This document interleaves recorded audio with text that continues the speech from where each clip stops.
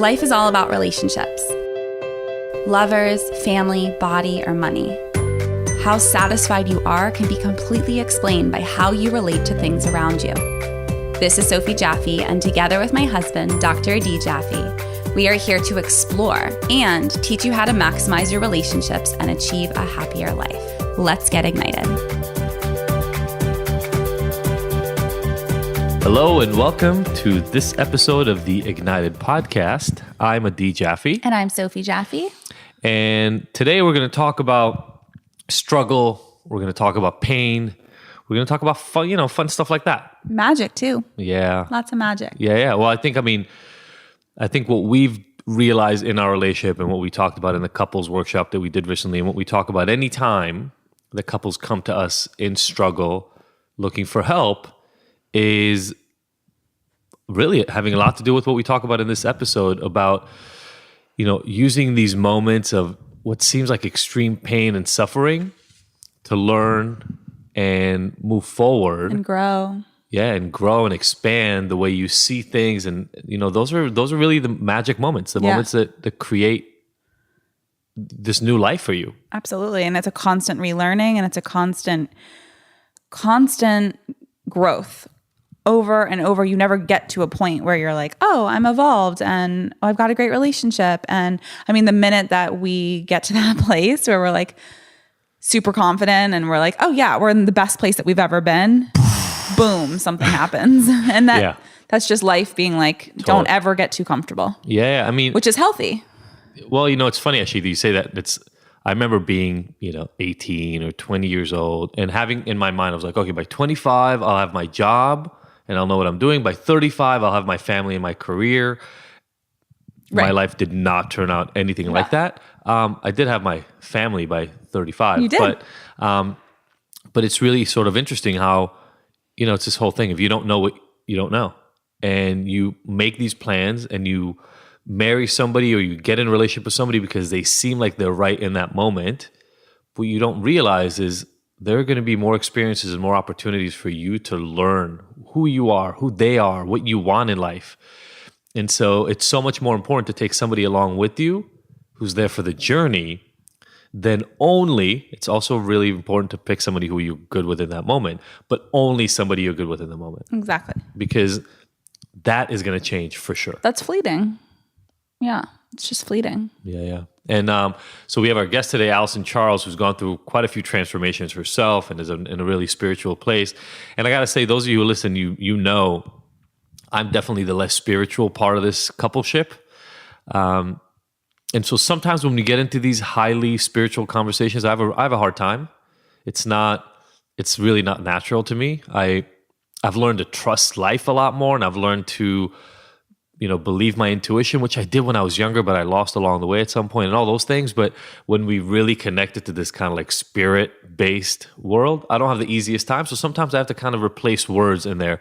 And I don't know if any of you listening relate to that at all, but I just wanted to be honest about that when we get into these conversations. I think it's also at different levels, like when I started seeing Marianne Williamson live and listening to her in the beginning, it really kind of struck me. It was hard to concentrate because she talked about God so much and Jesus, and that's her language. That's her language, but she doesn't mean it like that. She's like, you can replace Buddha with God. You can replace universe with God, but she uses the terminology God over and over and over again. Yeah. And I remember in the beginning being so turned off by it, and now I don't really hear it as much, but if it's funny, if I go out of practice and I stop listening to her for a while and then I go back and listen to her, because she streams live for free, or you can give a donation every Tuesday. So I always subscribe. The next day I get the live stream and I listen. But if I go a while without listening, I have to get used to it again. And it's hard for me to get back into it because the God stuff is such a turnoff. Yeah, I mean, we've gone to her events, and so I feel the same way. I don't know. I don't know if it was growing up in Israel. I don't know what the thing is where... I have the same thing. Hearing God over and over and over just really irks me in a really, really bad way. It was one of my huge struggles with the whole 12-step world for a long time. And so I get that you can replace it with whatever, but it's, the word just grates on me. It's like nails on a chalkboard. When we got married, our rabbi let us replace every word we wanted to make the language feel comfortable to both of us. And we did. We used universe. We used, greater power. We used all kinds of terminology that made us feel comfortable. And he was so down with that. Totally. And just, for those of you who don't know me, I guess, that well when it comes to this topic, it's not that I have a hard time recognizing that there's something bigger in the world. It's like organized religion that I've just struggled with really, really badly. Exactly. And anyway, so I want to say that because that's a caveat here. Alyson's gone through a lot of transformations and is in a really, really spiritual place. And it was really interesting to hear about the starting point of all that, because she started not there at all. And as an athlete who really cared a lot about, we talk about these kind of objective measures of success, right? What other people think of how you're doing it, how somebody else compares to how well you ran or how much you weigh or who you're dating, and all these pieces that we can all relate to, right? That idea of really measuring how you're doing in the world by these objective measures. Have I made $1 million? Is my house worth at least this much money? Does my boyfriend, is he that tall? And does he, did he graduate from that university? Like all those things are things that we really attach ourselves to. And it's really interesting. The story, I'm not going to tell the story, but the story that she tells in this episode about really having multiple kind of moments where it went, oh, this is not working out. It was like beyond an aha moment. Yeah. Her moments were like rock bottom aha moments. Yeah. And and we need that sometimes. Sometimes we need to be really woken up. Yeah. And I mean, fortunately, her rock bottom was pretty good in terms of it was pretty high, relatively speaking. She struggled, but I think it's such an important lesson for everybody listening, for me to hear on an ongoing basis. That's what I love so much about doing the podcast, is we get to hear these stories from all these different points of views to remind us that when you're getting these signals, it means something, and you get choices. You can try to run away from it and pretend like it's not there. But the alerts will just become louder. Yeah. And so you're going to need to, that lesson is there for you to learn, and you get your time. It's just like when we talked about with Lacey when she was on the show. You get to learn that lesson whenever you want to, but it's there. Well, I really like in this episode, we focus on this concept that we talk about all the time and that we bring to life regularly, which is breaking down to break through. Yeah. And I think this concept is so powerful that, it's talked about in all different types of, if I'm in a yoga class, like letting your ego die and then to be reborn. Like in yoga, you are reborn every practice. Shavasana is like the final resting or death pose. Right. And then you come onto your side and then you're in a like rebirth pose where is that why they do the child's pose and not child's pose, the like, what's it called? Fetal position. Fetal position. Yeah. Fetal pose. I never realized that. Yeah. Fetal pose is a rebirth. So you're coming back up again. And that's kind of like a visualization or a physical way of thinking of it. But parts of you need to die to be recreated in a different way. So sometimes you hit so low in your rock bottom, in your breakdown, so that you can break through something really significant in your life, whether it be something psychological, a relationship in your life, something physical. Think about muscles even. Like they have to break down to become something new and grow. Yeah, absolutely. Yeah, I just think it's people try and like run away from this because it feels painful, but the beauty is on the other side, the growth. Your life will be so much better for it when you ease in and kind of lean into that. Yeah, I mean, and again, I think the analogy works on almost any level you look for it, right? Physical pain, you can try to just avoid it and go, oh, my leg hurts, I'll just put less weight on it. It's just going to show up in a different area in your body. And now your hip is off because you're moving off of one leg. And next thing your back is messed up. And now 12 years later, because of this injury you had in your foot, your back is messed up. I was just talking about to someone else the other day. I'm trying to remember who it was, but they were saying they have like extreme back pain now, but that it turns out after all these years, it's emotional and they just didn't deal with a certain situation in their life. So it showed up in their back. There's a book, is it John Cerno? There's a guy who wrote an entire book on back pain originating from stress and emotional problems. I'll make sure we put a link in the show notes. But it makes so much sense. I mean, think about even like it when you're in like a really deep hip opener pose, the way that you start to feel a little more emotional. Like we store emotion in our body. Yeah. And if we don't properly deal with whatever it is, the trauma, the childhood experience, whatever it is that we're trying to push away, it's going to show up and manifest in our bodies, whether we like it or not. Yeah. There's a researcher at UCLA that works along with her husband. Naomi Eisenberg is her name. And she did research on fMRI looking at pain, where we experience pain in our brains, and did this research showing that we experience physical and emotional pain in the same areas. And so when we say that like my heart hurts, or he broke my heart, or I'm in pain because of a breakup or something along those lines, we mean it essentially literally. Our brain experiences psychological and emotional pain in kind of the same way that it experiences physical pain. It's crazy. And when you understand that, and you understand that everything is filtered through your brain, then it makes sense why having these emotional things, these social things happen to you in life affect us so much. It's not that different from literally somebody stabbing you. And it's insane. And if you think about that, then you really have to start understanding how much attention you have to pay to those social, emotional, and psychological cues. Because if you don't, it's the same as if you didn't pay attention to physical problems that you're having, and they will keep exacerbating themselves. And we have a lot of friends, we're not going to name names, but we have a lot of friends who come to talk to us about these issues, and they have physical manifestations of stress that they've experienced for decades. Absolutely. And they come to Shows us up as health with issues, stomach problems, and all these kinds of issues. And yes, there are things you can do for that. And obviously you know a lot about that, Sophie, but you also have to go examine what is happening with me psychologically and emotionally, and where did it start, so I can resolve it. I'd say that's the first thing you do.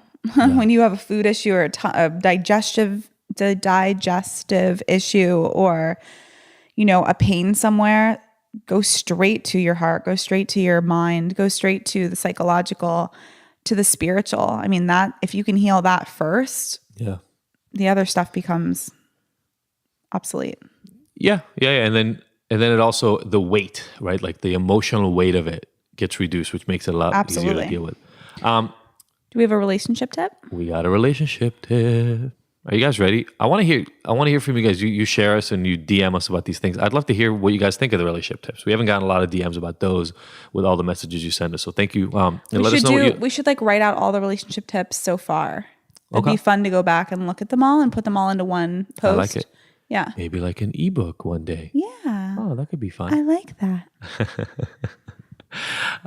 Sophie's about to burst, so she's laying on the couch and just very relaxed right now, which is nice. I'm 9 months pregnant and very ready for this baby to come out. However, I'm 36 weeks, so she's still got some time to bake. Yeah, to cook a little bit.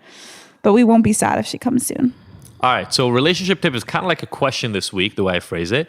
Can you start looking at your moments of struggle and pain in your relationship as opportunities to go deeper and uncover the growth you are ready to experience? We know we all experience pain in relationships. And a lot of us, Sophie and I have done this too, a lot of us try to tidy them up or brush them under the table or under the rug and just kind of get rid of them. Can you start looking in your relationship as, hey, we're having a fight.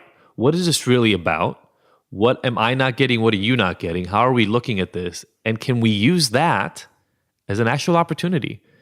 Because if you're really in a coupleship with somebody you love and care about and want to last, and you're both ready to do the work, then that fight is one way of showing you what isn't smoothed out, what hasn't been worked out yet, what you haven't maybe addressed. And if you start looking at it that way, you stop running away from it. You stop saying, okay, well, I'm just going to get distance so we don't have to deal with this again, and we'll come back tomorrow and we'll just pretend like it was all okay. And you say, oh my God, I just realized something that you're not getting in this relationship that I didn't even realize you're not. How can I help you? How can I make that better? And vice versa. Anything else on that relationship tip, Soph? No, I just think it's it's all about leaning in. We talk about these kind of concepts in different ways, but it's about leaning into maybe it seems like pain, leaning into the fear, leaning into, it's everything always comes back to a place of fear. Like if you're avoiding something, especially in a relationship, you're kind of like, oh, I don't want him to leave me. I don't want him to see my true colors. I don't want him to, judge me. It's all like this childlike fear. Yeah. When in reality, if you step into being a grown-up, part of being a grown-up is knowing that these uncomfortable moments in relationships and on your own are all places of growth. Yeah. There is no good and bad. And the more honest you are and the more vulnerable you are, the more you let yourself be seen by your partner and by the people in your life that you're closest to, the better off you're going to be. And when you get comfortable with this, I think you can extend it to almost all relationships in your life. You just had a little moment of this. Sophie's getting a new car. We're having a third baby, big family. So we're upgrading the car. And, you were there. The guy's kind of telling you, well, I've got this color available right now. And you kind of almost wanted to give in because he's pushy and you just want the car. He anyway. had this specific car on the lot right there, and he wants me to walk away with a car today. And you know what? It would make it a lot easier. I can go in there today. I'll know before the baby comes that her car seat's installed into our new car. There's nothing left that has to happen. It would make my life a lot easier if I would just pick that goddamn blue car. But I don't want it. No, and you're going to have this car for 3 years. It doesn't make me happy. And knowing me, I won't really care, but I won't be excited. Every time I walk into the car, I'll be like, meh.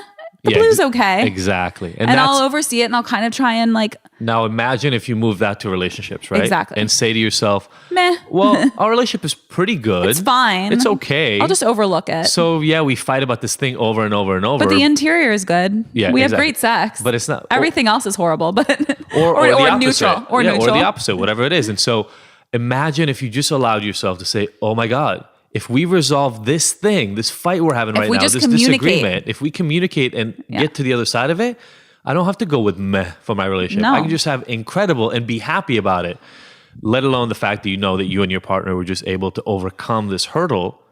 It'll make you love them more and trust the relationship more. Exactly. So that's a relationship tip for I'm so today. excited for this recording. Yeah. Yeah, I think you guys are going to really like it. Yeah, it was really, really fun to re-listen to it and learn all the stuff. You want to share a little bit about your Ignited Recovery? Sure.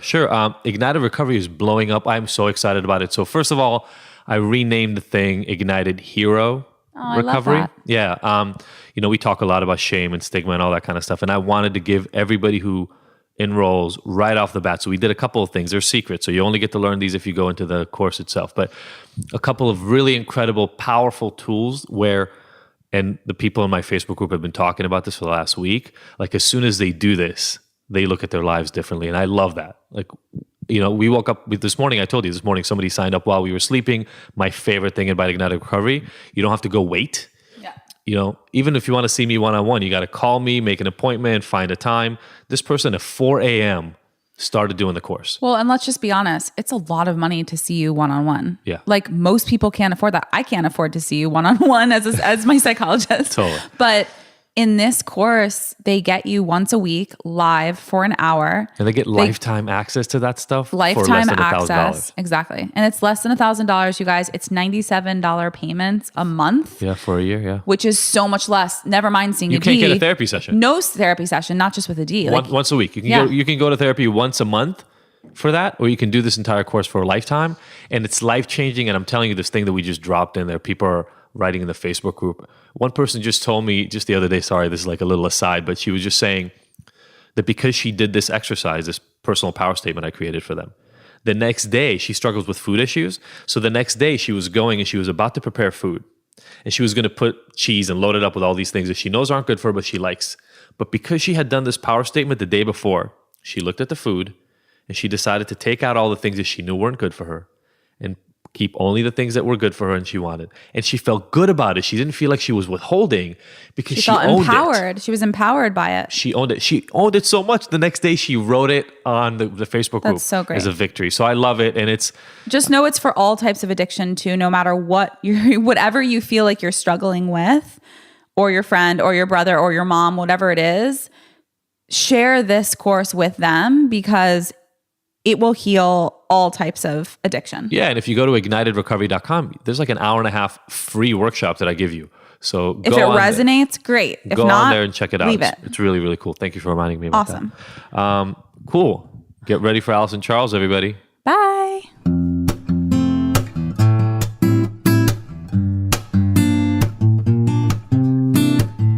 This episode of the Ignited podcast is brought to you by Philosophy Superfoods. The Philosophy offers cleanses and other nutritional products that are unlike any of the other supplements and detoxification programs on the market. Why? Because they actually nourish the body with whole, live, nutrient-rich foods instead of depriving you and leaving you hungry. Have you ever tried a cleanse only to find out that you can't make it through a whole day because you're starving? Ever try a superfood shake that made you nauseous because it was so disgusting you'd rather not eat? The Philosophy fix all that with a simple set of offerings that load up your body with nutrients while actually tasting good. Makes sense, right? Each of the Philosophy superfood and protein blends is vegan, raw, gluten-free, and has absolutely no filler ingredients. With over 15,000 satisfied customers, including some of the world's biggest celebrities like George Clooney, Gerard Butler, Lea Michele, and over 10 years of experience, this is the best stuff you can get. To buy some or find out more info, go to our website, thephilosophy.com. Hey, everybody, and welcome back to the Ignited podcast. This is the wonderful, wonderful interview section of what we do here. And we have the equally wonderful Alyson Charles, a.k.a. Rockstar Shaman, a.k.a. the host of Soul Reboot. Dun Dun Dun. Boom. Good, I think we're good. We're done. I think we just did. That was a perfect intro. I'm so glad I came by. Yeah, was it? That's great. I ate the donuts. We ate the donuts, we got the crystals, we got the candles going. Tell our people about you. You're in a state of transition, whatever. So I guess you'll have a lot to tell our people about you, but go ahead. Yeah. I mean, current status is emerging out of rebirth and expanding into this new paradigm, expanding into these new energies and realms around me, expanding into new frequencies and codes pouring into me. And henceforth, from all of that, there's just all this re-alchemization inside of me. So I'm really in real time. Like, even as I sat down before we started recording, I'm like, so I just had this branding idea and I might start. So it's like, truly, I'm witnessing these greater expansion and layers and fuller expression of myself and my gifts and my calling and why I'm here. And it's just infinitely fascinating to me. It never ends. What we can learn about ourselves. Like, I thought my mind was blown, all those years ago when I had my spiritual awakening. Then it was even more blown when I aligned, when the shaman in me and the medicine in me started getting activated. I'm like, oh, wow, this is why I'm here. And just now I'm getting even more blown away seeing these other dimensions of the shamanic work that wants to go out. Like, I'm feeling really called right now to start helping healers and lightworkers and conscious practitioners who maybe have been afraid of letting their gifts be seen, afraid of letting their light and power get big and go out into the world. On a shamanic level, they come and work with me on that internal level. I unlock, do some shamanic practices with them, and then as a PR person, connect them to all the press and publications that I've got contacts out to help them get their message out. That's Love awesome. it. I think I just understood what it is you were saying before the show. You'd be like a shamanic agency. Yes. I love that. That's so beautiful. That's exactly. So this is birthing today. Sign me up. We're your first 2 clients. Great. So you said something about awakening. Walk us through that. This was not at all your path if you look back even a few years, right? Right. I think my awakening, how, well, I'm assuming this, but we're losing such concept of time and space more and more, right? It's just all getting so just crumbly and, it just feels like it doesn't even exist at times. So I can't really recall if my awakening was, I think it was 4.5 years ago. And I can look back pre-awakening and see the prepping, like the inner workings energetically preparing me for the moment of my awakening, preparing me for the realization that I'm a shaman. Because even as a little girl, now some of it was due to my childhood wounding and the some of the traumatic things happening because I was a child star, but in the athletic world. So my dad was my distance running coach, ran my first race before I was 3, national champion distance runner, ran for the University of Alabama. So my identity and like everything was external validation. You're not worth ish unless you win. You're not worth ish unless you're the best in the world. Wow. And that pressure. That ish is shit, by the way. Yeah. I didn't know. For whoever is listening and is having translation apart, no, this is explicit. Okay, so yeah, thanks for the translation. So Wow, so like super high achieving, but also like you said, external, not just external validation, but the way you measure how you're doing is by clocks and all these other things that tell you if you're good or not. if I'm good enough. Yeah. My worth was all based upon all of those outside things. I'm sure nobody listening right now can at all relate to measuring your worth by external things. Right. And so now I was going to hypnotherapy and acupuncture when I was like 7. However, for running related purposes. Oh. Let's go to hypnotherapy to see how we can... Sports performance kind of stuff. Exactly. Okay. Break through boundaries and barriers. Yes. Yeah. Now, the interesting part on my own accord is the little mini Alyson shaman in me was still like, let's protect, let's try to get some healing work in somehow. So I was voraciously only reading self-help books, like Healing Power of Colors and Palmistry and Feng Shui. So I was never a kid that was reading like fiction or whatever. It was all about these healing practices. So and on that thread and that level, the shamanic stuff and the consciousness stuff and the metaphysics stuff was always present. But yeah, I then, after athletics, aligned with my radio career. I was a hip hop morning show host. Oh, so the Wicca Wicca was like a real thing. And the hizzy and the Wicca Wicca is real. It's authentic, guys. So yeah, I mean, for many years, it was hip hop was my life, and waking people up. I was getting up at 3:00 in the morning and chugging like those horrific diet rockstar drinks. Oh, sure. Like I would get the like triple the 40 size. ounce. Yes, Yeah. I was. You were chugging- drinking 40s in the morning, but of caffeine. Yes, and I'm also very naturally effervescent. So you take my natural energy combined with the triple diet rockstar. Woo! Perfect. Waking For a folks host up. at 3 That's a good morning show. Yeah. So I did that, and then I transitioned to television. And while I was auditioning and working with my agent to get like on air, on camera jobs, I was working in TV production. So Nat Geo shows, Discovery ID. So I was learning the backside. And it was in the midst of, after I landed the national daytime television talk show hosting job, that's where I had my awakening. And it was via my ex-fiance.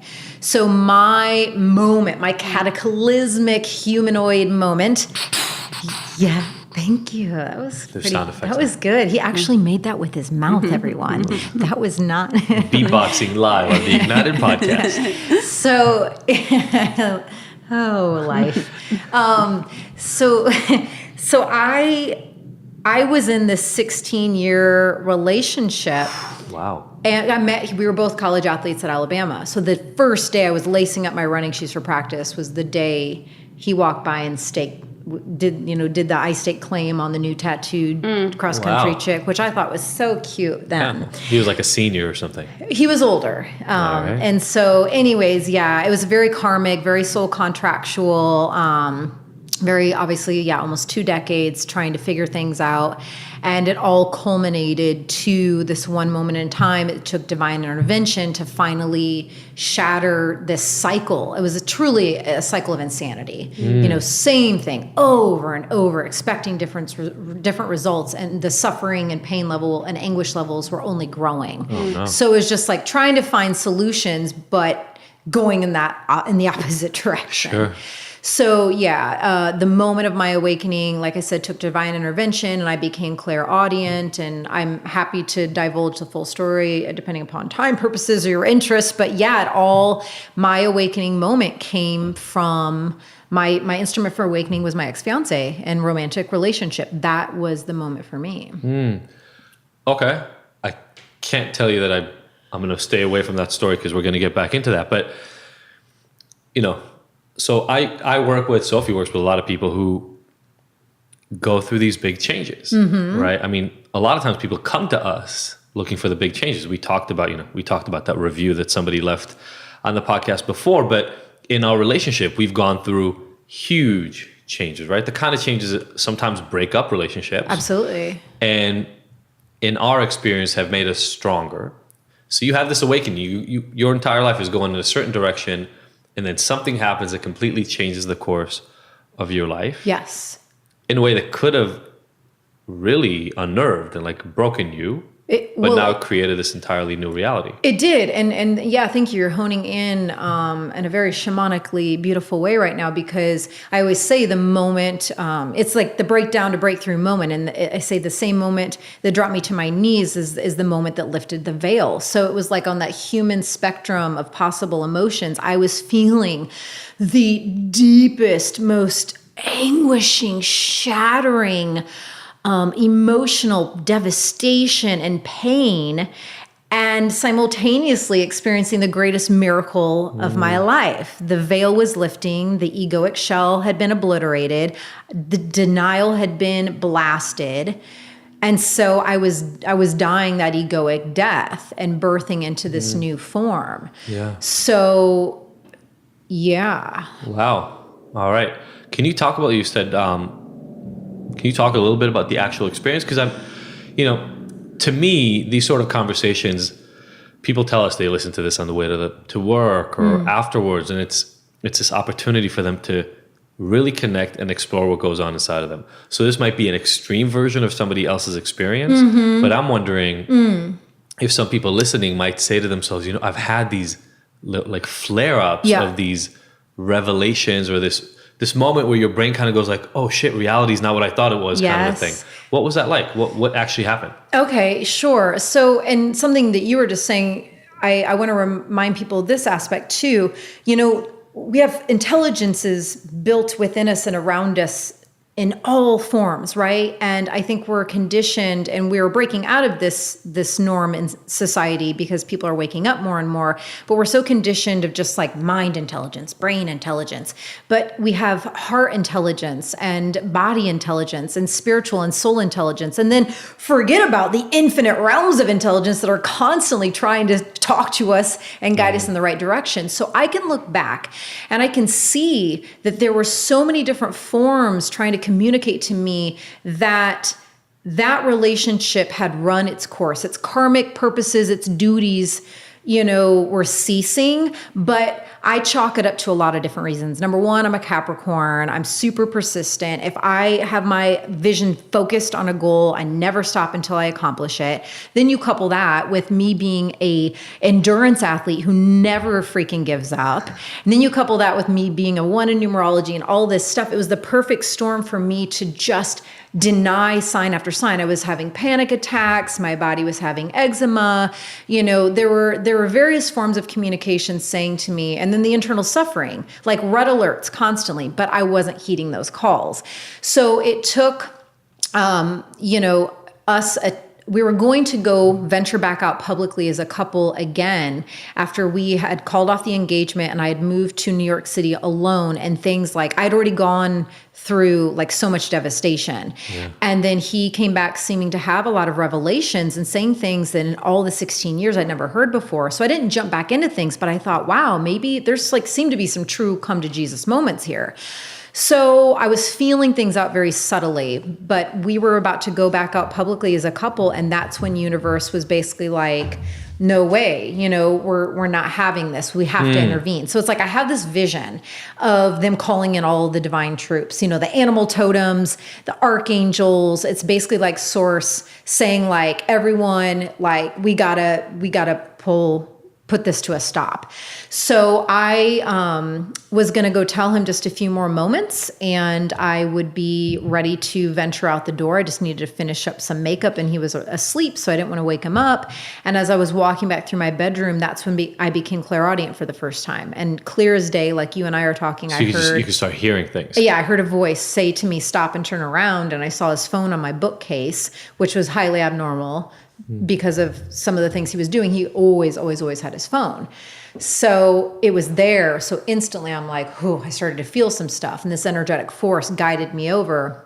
And then you guys are probably familiar with automatic spirit writing. No, I'm not. No. Well, it's when you can channel higher intelligence, your higher self, or ascended masters to guide messages through you. It's this practice. And it was the same kind of energetic force that moved through my hand to punch in. I didn't know his code, but a force moved through my hand and punched 4 numbers in, and his phone opened up. Wow. Yeah. So in there, because this was the moment designed to be my awakening, and because there was a certain level of soul readiness to have all of this cataclysmic moment happen, I saw the proof in the phone that I was facing my greatest fear. Then nothing changed. Yeah, the betrayal to, in my opinion, a horrific degree in so many different capacities. So that for my soul was devastating enough, and by divine design created to be the moment that awakened me. Yeah. And I that happened, and he could sense on an energetic level it was happening. So he woke up and came in, and but I had such guidance and angelic support. I stayed so calm and grounded. I wasn't like I was throwing things and freaking out. I was just like this zipped through centerline clarity and centering. And I just told him he had to leave, and I flew to Indiana to be with my family. Now, after I was calm in that moment, then, the eruption of the rage and the fear and, seeing sides of myself that I didn't know even lived inside of me, because I was just terrified and so sad. So sad. Yeah. Confused, all of it. Yeah, your life gets turned upside down. Yeah. What you think is reality isn't reality anymore. And then you're like, is night night? Is day day? Like, you start questioning everything. Anything real? Is anything Who am real? I? Yeah. All of it. It brings it all up. Everything. Sophie, what's that saying you have from Marianne about, the People in your person you're life. with is, yeah. Is what? What's Marianne Williamson says the closest relationships in your life, especially your partner, but those closest relationships in your life are there for maximum learning opportunity in whatever capacity. Yeah. Good, bad, ugly.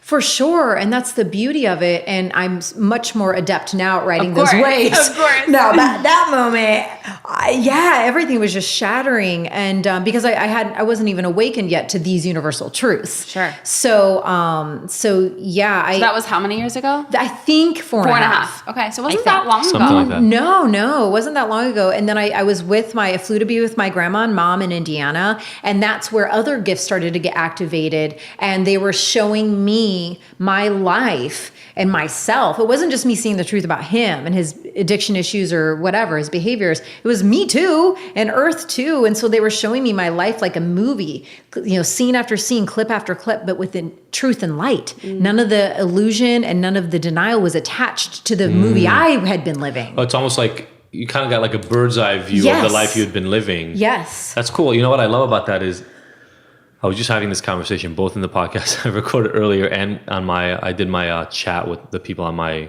addiction course online today. And so this comes up a lot when people say, oh my God, I'm realizing that the thing I'm struggling against is much bigger and much worse than I thought it was. And I said, look, it's not much worse than you thought it was. It is what it is, right? The same reality has been there. You're now seeing it differently. Nothing has changed. All the people around you who've been saying specific things to your life, all those experiences are the exact same experience. You're finally having a different way of looking at it.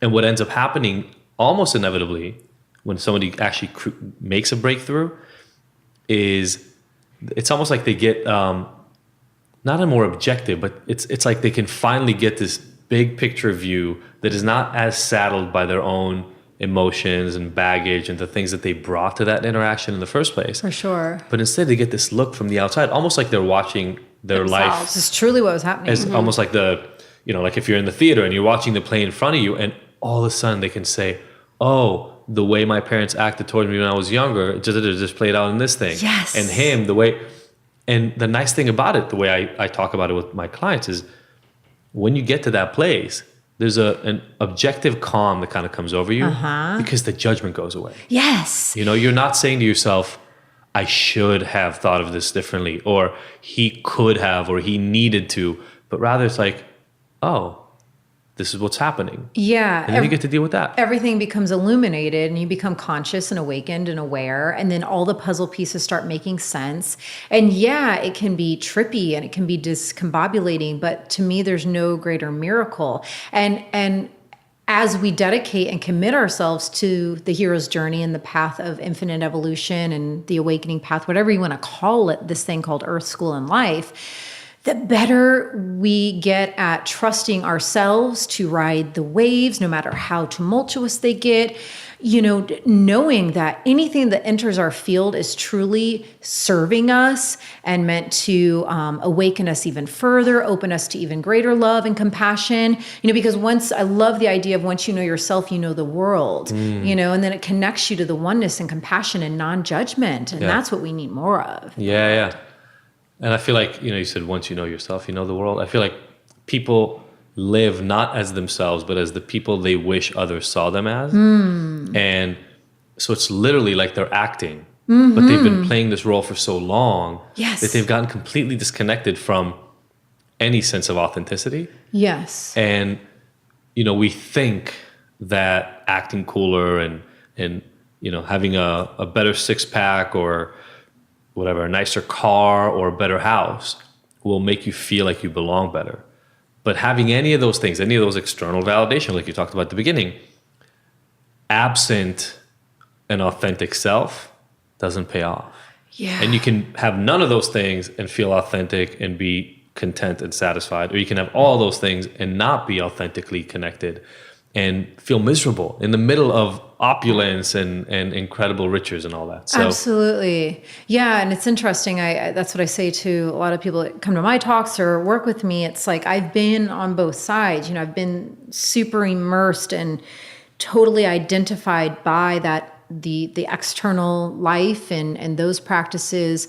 And wow, there's just no greater joy and magnificence than having the bravery. It's like, again, I feel like our culture is just so ingrained at like applauding, just like, did you win the race? Did you climb the mountain? Who was the fastest? Like these like accomplishments and these championships of, again, all the external. And I want to start championing and applauding and making more newsworthy and noteworthy the people that have the freaking bravery and courage and vulnerability to go within and fucking face themselves. Yeah. Mm-hmm. The cave you fear to enter holds the treasure you seek. Like, you cannot embody your full power unless you do the shadow work. Absolutely. And so I just want, that's why with my talk show Soul Reboot, it's all about just all sorts of people. It's not just celebs and influencers. It's just like all sorts of people that have had defining moments and awakening moments.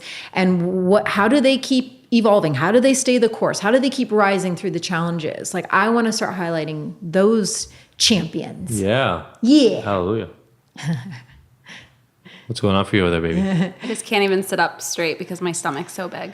Oh. So I keep leaning forward to go into the microphone, and then I'm like, I have to take a break and sit back, and then you yell at me because I'm sitting back. But hold on, everybody, while I adjust Sophie's microphone.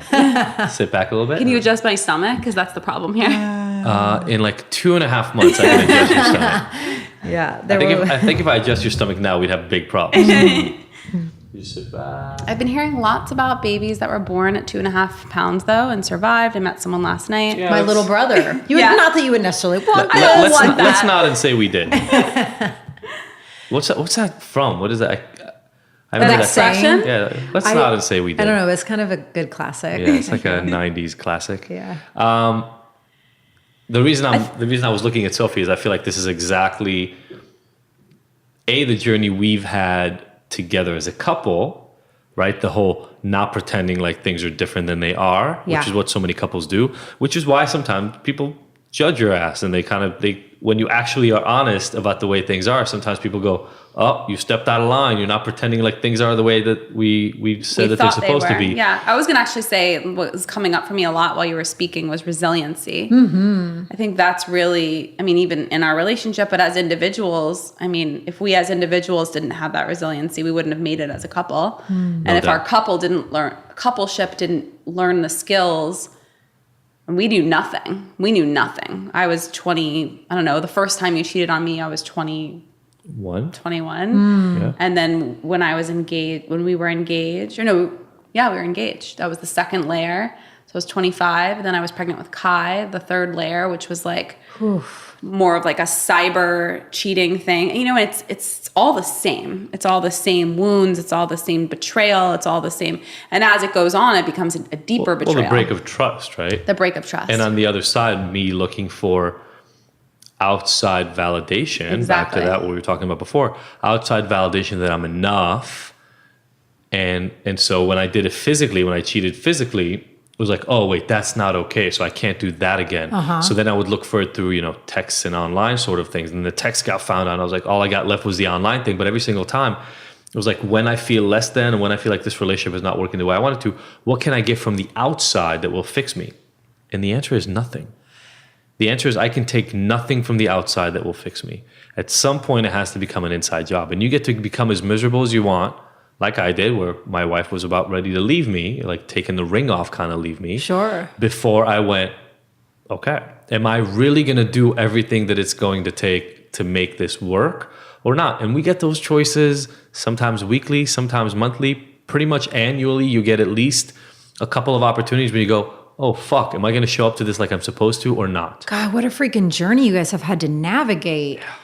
Like, whoa, wow. Yeah. I'm just like honoring your path and Thank you. all the winding roads and layers and threads and commitment.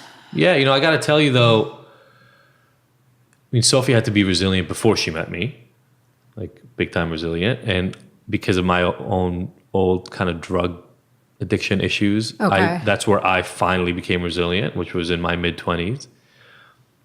So what I love about the journey with Sophie is when I got over my addiction, it was alone, right? I mean, my parents were there. I had family there, but like most of the journey was alone. I didn't sit there and share with my parents on a regular basis anyway, what the struggle was like. So I still had to look on the outside like things were great, even when I was struggling inside. And I learned how to do that. What I love about this part of it is we've now gotten to the place where, if the people who are judging us for what you can't even fathom the reality is we talk about everything. Mm-hmm. Like we are now in this place where what I just talked about this again earlier today is like, if it crosses my mind on whether or not Sophie should be in on it, Sophie should be in on it. Yep. And if I'm not with her, she gets a text. And if we can't be together, we get a call. And it's like, I want my partner to know me, honestly, probably better than me. Yeah. Because she's going to be the person who's there to help me when I'm down. And she's going to be the person who's there to celebrate when I'm up. And I no longer am willing to fake those things. I'm not willing to pretend like things are different than they are. How did you start to learn, though, and cultivate the ability to be that transparent, to find your way to that place? I feel like we created it. Because it's funny, we actually went against the advice of our therapist. We went against the advice of like this other therapist we're working with. I could feel that my healing and my healing was through radical transparency. Yep. And it hurt, but because it hurt every time so much was why I knew it was working. Yeah, I just got the full body activation tingles. Yeah, I was only 25, I think 26, like that time. So I was definitely young in age, but I've always been very connected and tapped in. Yeah. And I just knew. I was like, I want to know everything. I want to share everything with you. And I want like everything. What you're thinking, what you're, I need that because that's the only way that I can understand how to navigate through this. Yes. And this, the thing for me, I'll say for me, I don't know about for Sophie, was as difficult as it was, we all, to this day I have it. It's just I try to get rid of it as quickly as I realize that I have it. We all hide to some extent, right? Mm-hmm. We all have pieces of ourselves that we feel like if people really knew me, they wouldn't love me and they wouldn't accept me. And therefore my only possibility, the only thing I can do in the world is to hide this part of myself. Mm-hmm. And we become miserable because of it. Yeah. Because no matter how hard you try to, whether it was the fact that you were abused as a young child and you think if people know that my dad did that to me or my uncle did that to me or that I let my neighbor do that to me, whatever, they're going to judge me and think that I'm weak or whatever. Sure. All the way to my childhood was almost trauma-free. I came from a pretty like emotionally flat family, but I never got abused. I never got beaten. None of those things happened. And so sometimes you can get the reverse thing, like I shouldn't be like this because I came from a good home. And then so feeling shame for that. for not having that shit happen, Yeah, right? yeah. So we all have that in the back of our brain. Anybody listening to this right now knows that this is true. And if they're having a hard time acknowledging it in the moment, that just tells them how shaming whatever it is that they're hiding from. Mm-hmm. And so the beauty of it, you were asking how we got to this place. The beauty of it was I knew that this is what my partner was asking. I had heard her enough where it was essentially the way I saw it was my duty to give her whatever she was asking. Mm-hmm. And if she was going to break up with me because of it, then so be it. But I couldn't lie to her anymore, right? I'd lied to her until she literally scraped the bottom of the barrel to find the last layer of lying. Mm-hmm. Which was, and you both knew that was the last layer. I mean, I guess she couldn't even really know. I didn't know then. Yeah. But I wanted to believe it was true because we were pregnant with Kai and we had just gotten married. Yeah, it was like 4 months after getting married. I mean, I wanted to believe that it's not like new things didn't come up after that discovery. What I'm saying is there was no hiding anymore. Uh-huh. So we went through a whole process of discovery and all that kind of stuff, which was painful, really, really painful stuff. Yeah, but I think that transition of learning that we're going to keep making mistakes. Like I think I only learned this a couple years ago when I made a huge mistake.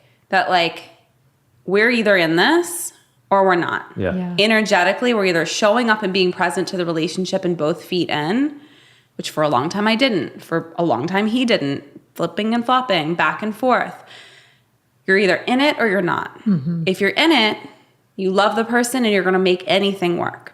No matter what, even if mistakes happen, which they will, even if slip-ups happen, which they will, humanness. But no matter what, it was like, I think it happened in a therapy session where he was like, so in my mind, I had this exit plan. I remember that session. I was like, well, if he does X, Y, and Z, then I'm out. And he's like, really? So if he does X, Y, and Z, you're done. You're just walking away. You're going to be a single mom. Your 2 kids. You're done with the D. You're just, if he does that. But if he does this, what happens? And if he does this, and he was like, don't you see that energetically, and not in those words, but the way I took it was energetically, you're not fully showing up to it because you've got an escape plan. Mm-hmm. If you're really in it, like if we fall out, we already have an agreement. If you're not in love with me anymore, go. I don't want to be in a loveless relationship, like ever. Yes, I'll be in pain, but that's not what I want to call in. I want a partner who wants to be with me, the real me, and vice versa.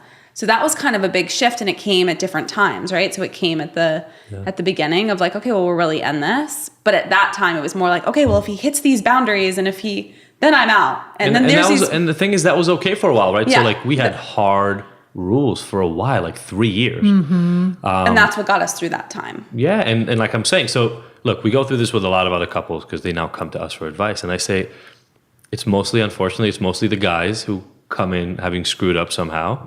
And that's a sad reality. And I think it has a lot to do with we've talked about this in one of our episodes about the way men get educated, if you can call it that, about relationships. In our society. There is none of that, No. right? I mean, well, there is, unfortunately. It's called like porn and sexualization, TV. And that hypersexualization media. Where women get objectified and adults, if they're in their right mind, can understand that like a porn actress is not really feeling the way she pretends to feel in a movie. But when you're 11, 12, 13 years old and you find porn, you have no idea that that's the way it is. And so it can sound crazy, and you can call me a creep if you feel like it on the other side about this, but that's what we take in as guys. That's what we take in. And so, you want to call it locker room talk, or you want to call it like, guys night, or whatever it is you want to call it, it becomes this alternate reality. It's like the reality that men deal with among themselves, and then the reality that men try to show up in relationships. But if there's not congruence between those two things, then they're hiding a piece of themselves. And what we realized, and this was a hard part, is those rules got in place, and it got tough. Because the guy that I was before all this started didn't know how to be authentic in an intimate relationship. Yes. I totally understand. Like, when you learn, I mean, I'm still learning, and I want to stay in this beautiful orb that we're in, but like, because of my objectifying of my physical body, first as an athlete, and I'm a little girl, and my dad is my coach, and my worth is built upon what my physical body can do to perform to validate his needs. Yeah. And then it morphed with my ex-fiance with a different kind of addiction and needs to be met. And, for so many different reasons, my divine feminine side, the woman, the goddess, the queen, the high priestess, the medicine woman in me, like all these different, I'm literally just now through shamanic practices and things, unlocking my divine feminine. I'm just giving myself permission to like have one button unbuttoned. Holla. I feel you on that. And I want to be in my full expression in a healthy way, in an embodied, connected, divine way. And I'm just now speaking to divine feminine. Who are you? Learning. Well, again, look, I mean, if based on what we're talking about, just everything you're presenting, women get objectified. And so some women go all in and kind of say, well, I'm going to use my body then as my tool. Other women to totally internalize and say, I'm not going to let that become a thing. Men either, and it's a continuum, it's not either or, but men sometimes chase and become those guys who like get and hunt.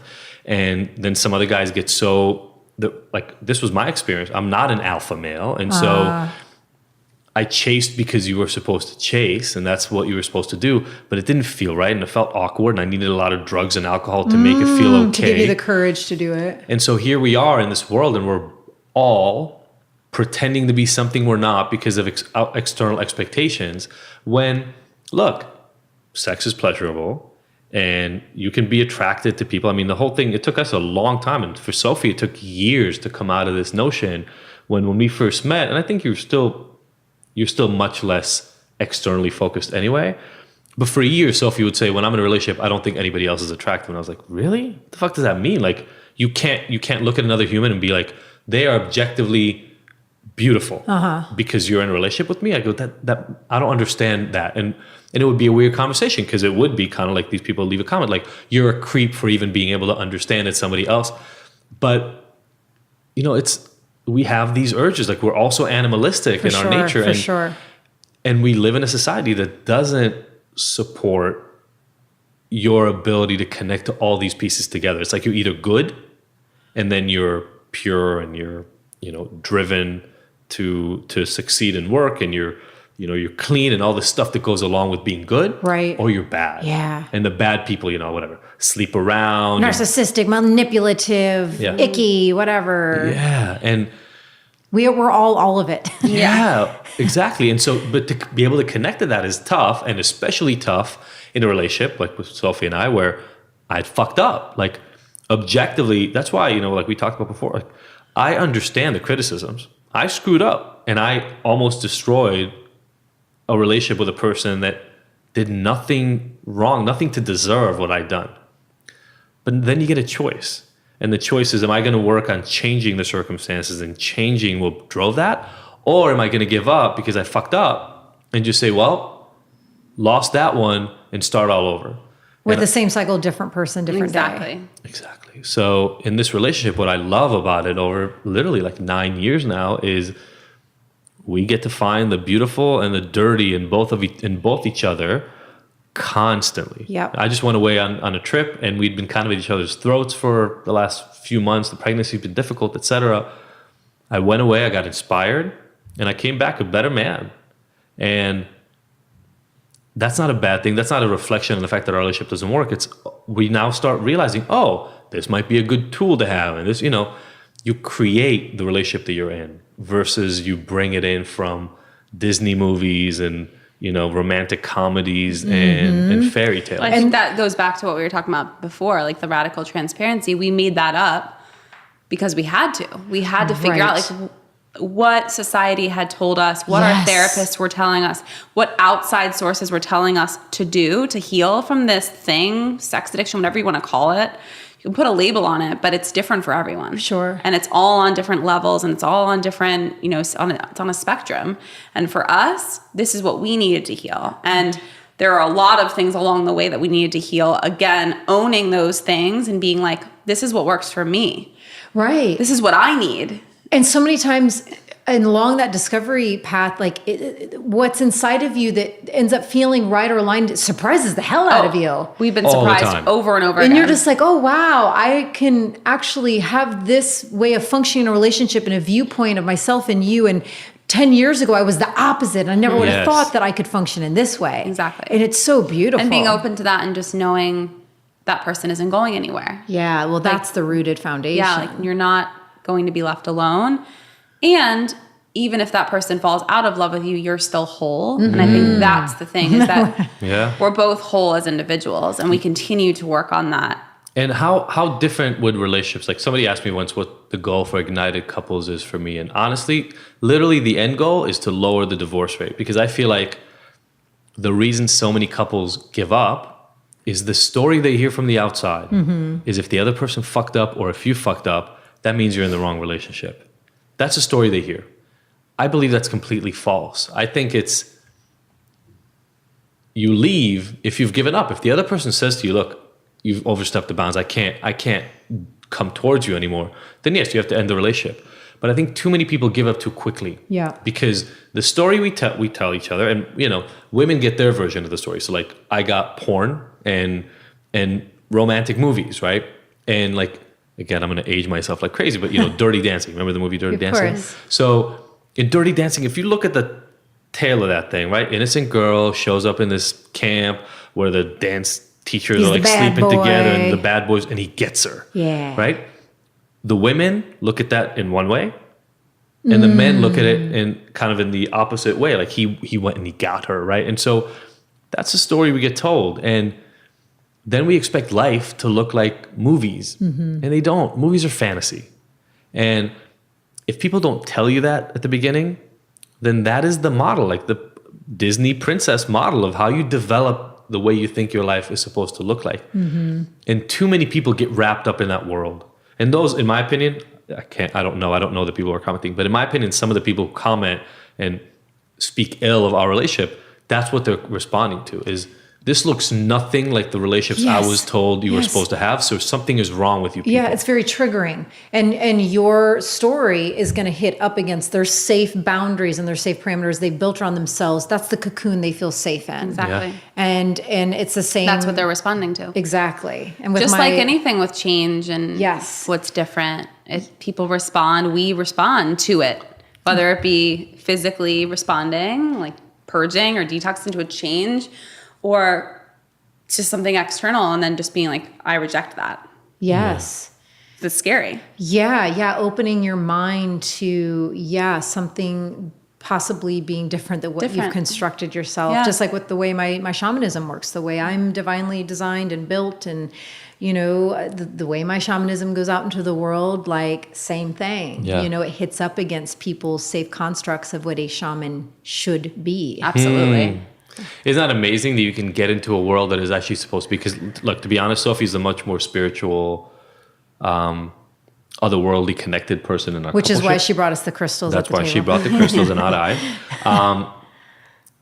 But also I've learned to let that in much, much more than I had. I come from a very like Western medicine, things are exactly what you see in front of you and nothing else kind of world. And so I've incorporated some of that way of thinking into myself. But isn't it funny that you can go into this world that is supposed to be otherworldly and counter to this reality that most of us live in, and then you get the other kickback, like, oh no, that's not how we do it here. And you go, what the fuck? Like, this whole thing is about not the way everybody does it. Yes. How do you put me in this other box?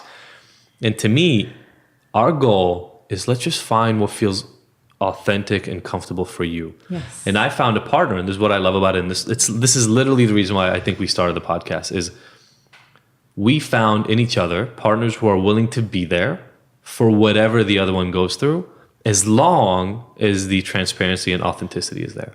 So I don't know if the person I am right now is going to be the person that I'll be in 10 years. For sure. But my only promise to Sophie is that she will be there on the journey with me and that I won't take a detour without letting her in on it. Yeah. Because then she gets to make a choice of, does she still want to be with this person? And what we have found over time, and this is the key, I think, for a lot of people listening, is if you find that person for yourself, then honestly, almost anything is fine. Almost anything. Sophie talked in an episode recently about the time that she kind of detoured, I'll call it, but that's the code. That's the code? That's our tonight's code. Yeah.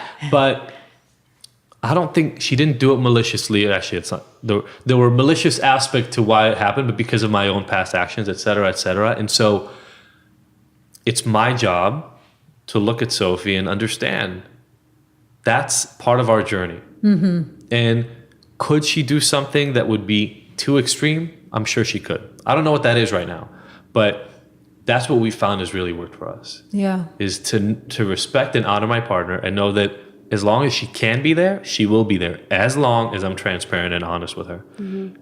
Yeah, I always say and it's what I said to my ex-fiance, and I really, since my awakening moment, took so much time to be consciously just celibate and single, and a lot of it was just, at first I thought it was part of this. I wanted to be celibate because as I was awakening to the truth of my worth and my divinity, I really could only wanted to be physical with someone who I could see me on a soul level.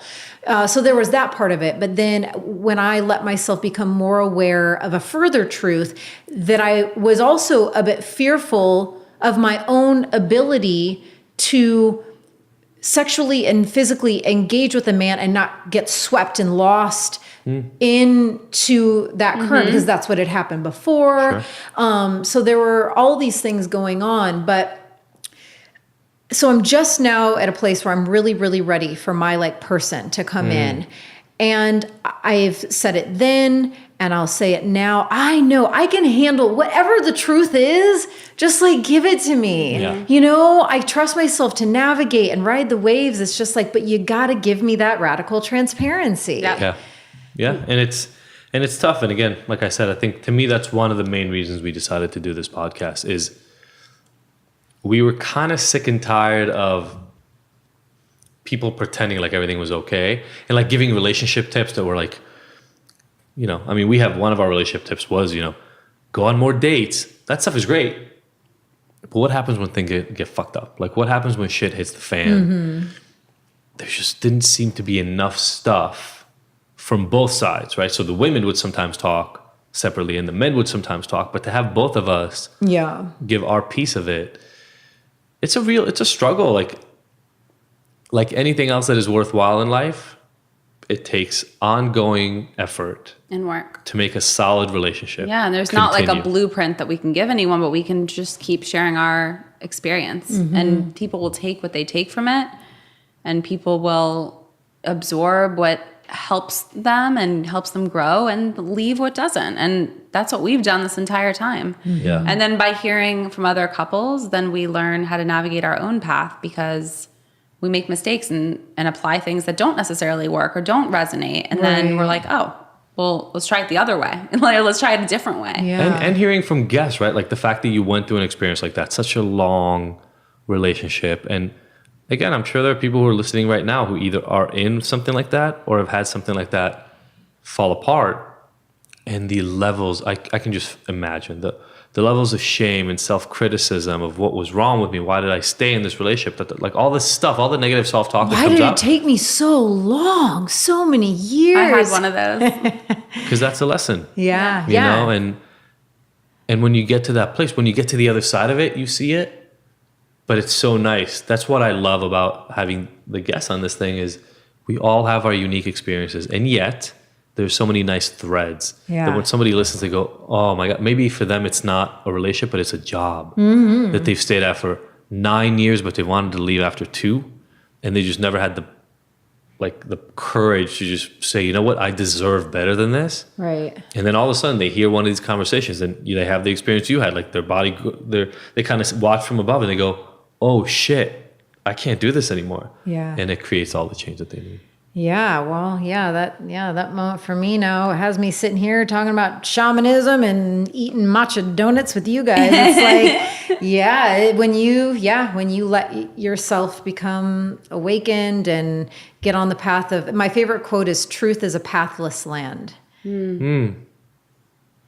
Truth is a pathless land. And so when you just start to open yourself up to surrender and communicating to whoever it is you communicate to, source, universal guidance, God, and Gaia, Mother Earth. Those are my two forces. And then, of course, I've got a million other helpers and ascended masters and whatever else that adds to that. But when you start to communicate and just say, I surrender it all to you, just, show me the way, whatever is for my highest, greatest earthly good.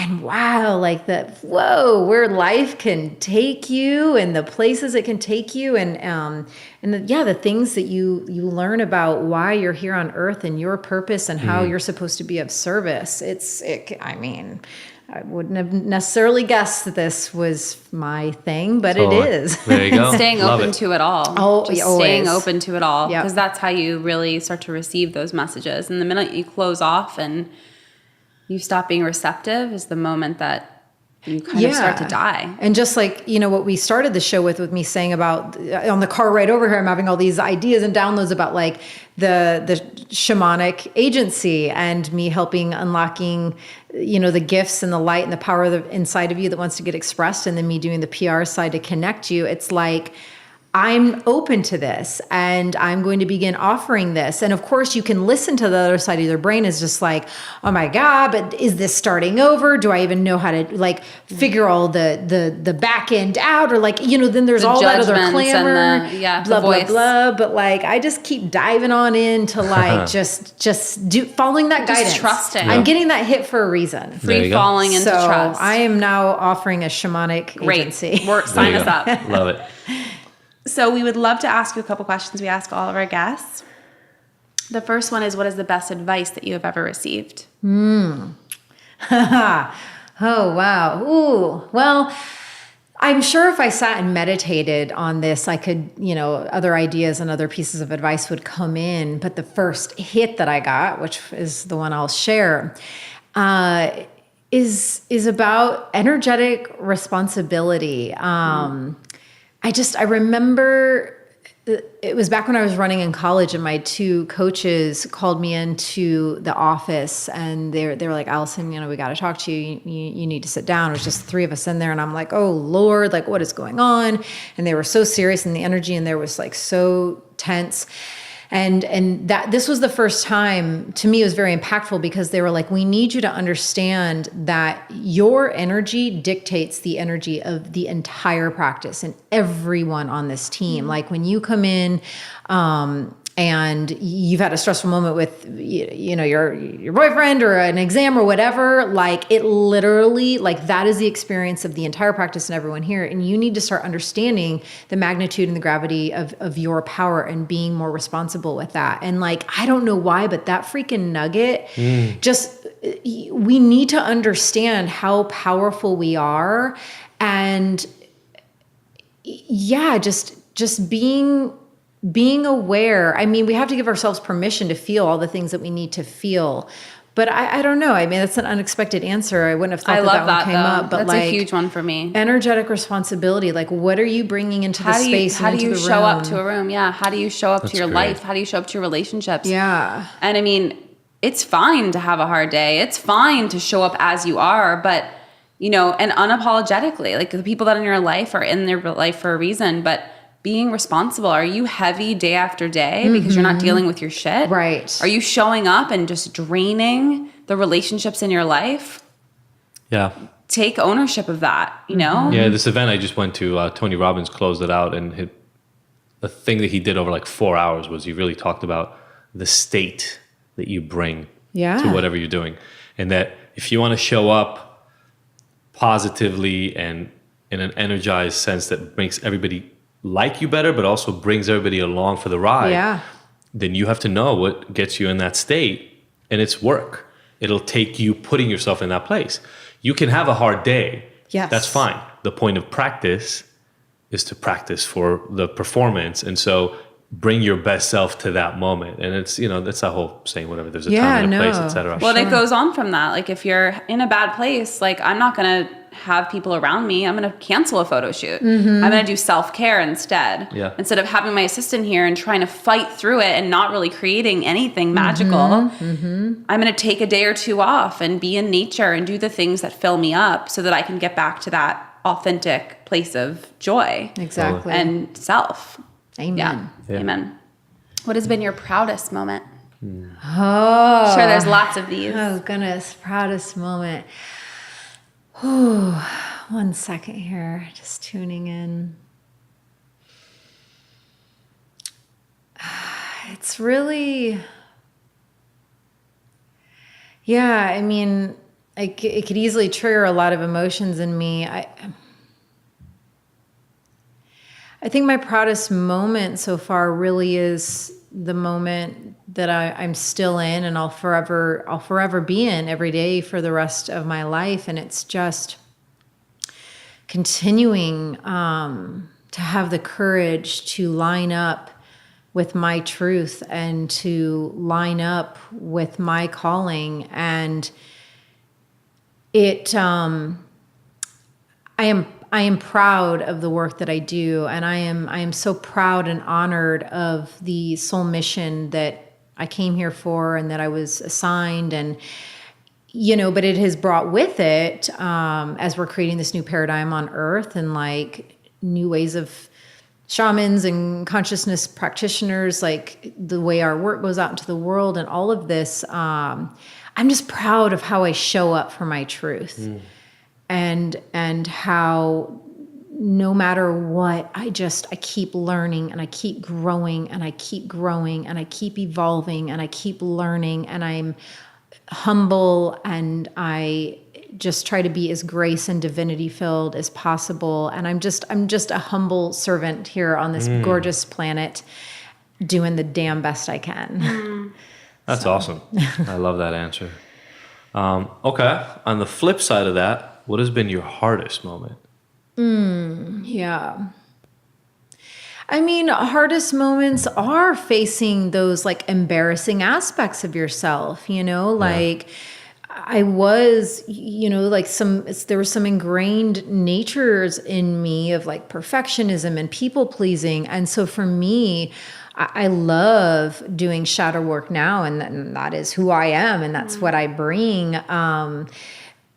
to the earth. But yeah, my most challenging moments have been, those blind spots when you freaking let yourself see them, or when your conscious partner, when your mirror, calls you out on something that's was totally a blind nugget that you had zero awareness of, and you get literally blindsided, Totally. Like it can be so mortifying. And so just like, especially when you still have those old fragmented tendencies to like want to feel perfect or whatever, or that you don't do anything wrong in the relationship. And then when someone's like, oh yes, you do this. And like, I have to watch,